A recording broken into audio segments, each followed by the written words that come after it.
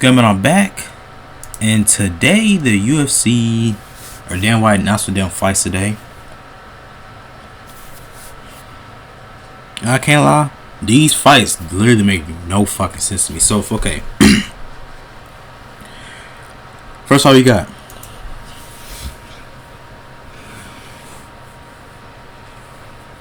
Oscar Volkanovski versus Diego Lopez 2.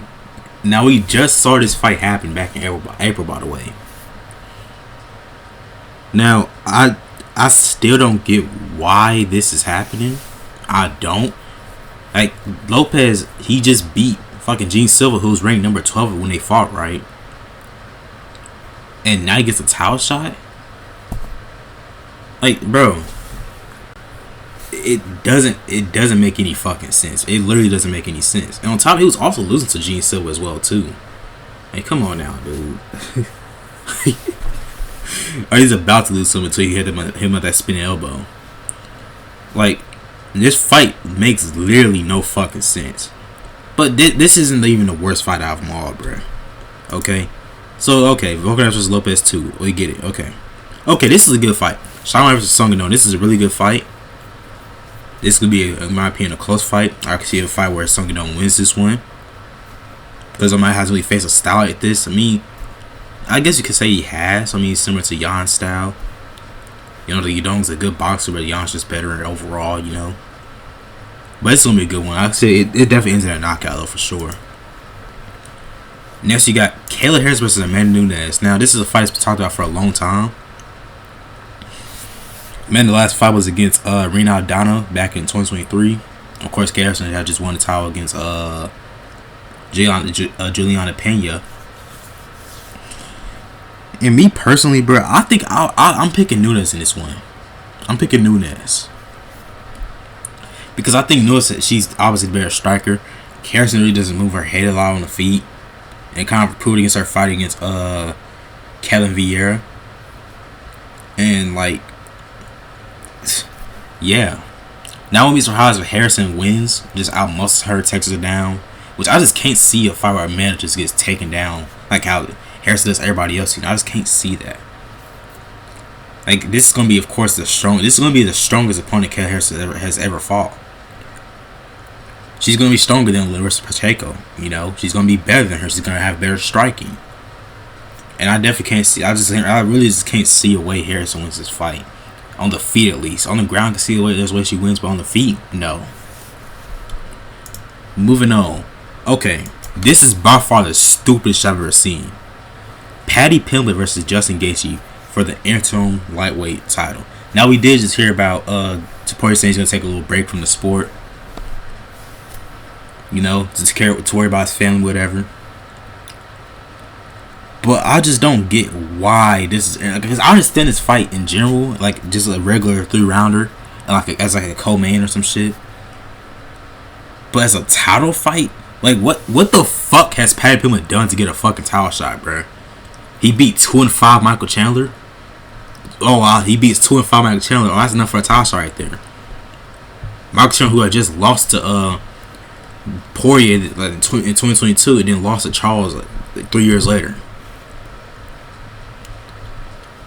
A fight that Paddy Pimblett was basically set up to win. And on top of that, like,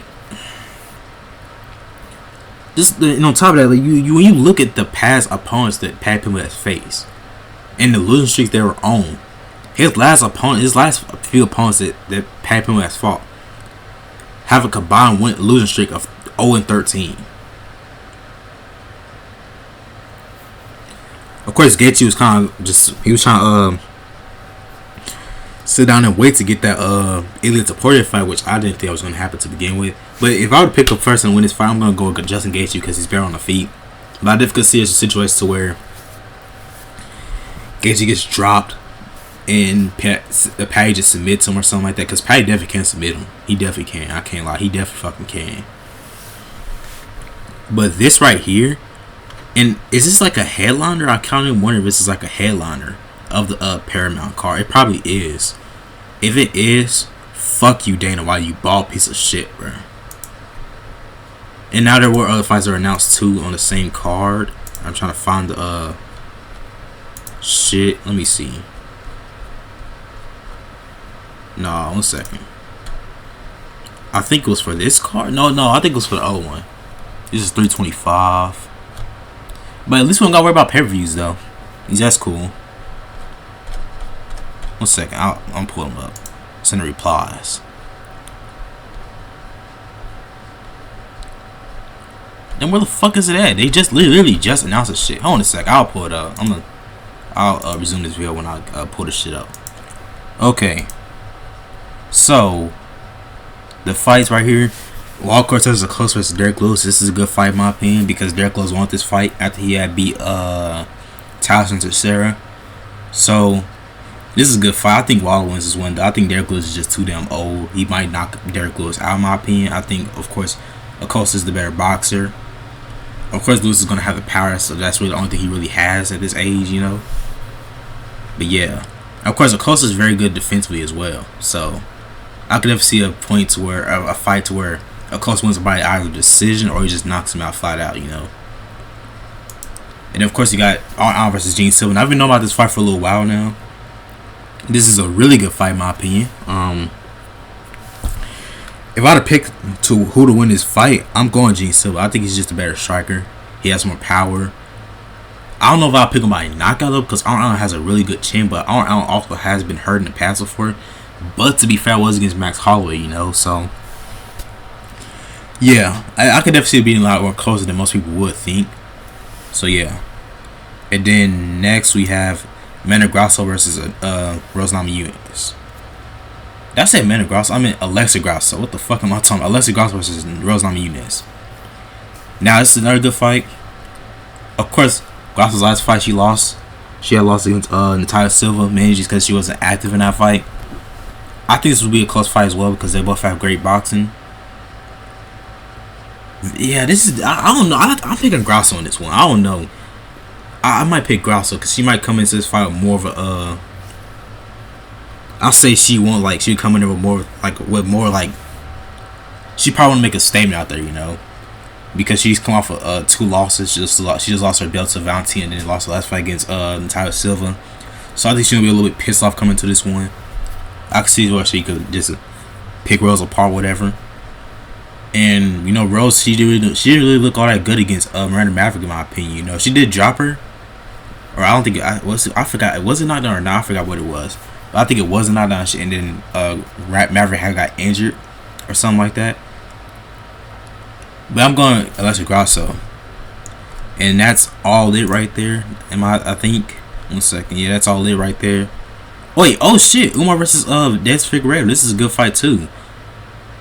But I'm picking Umar in this one. I'm picking Umar. I don't know why this fight's even happening though. Think about it.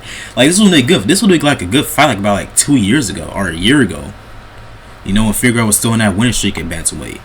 But now, like, nigga, this doesn't even make sense at this point. About like Umar's about sitting and then waiting for the Merab rematch to come around, or the winner of Merab versus Yan. But okay. But yeah, that is it. That's all the fights announced right there. A lot of stupid fights. This shit's a kind of a joke. But on that note, man, I'm out, man. Peace. I'm gonna see y'all for UFC whatever.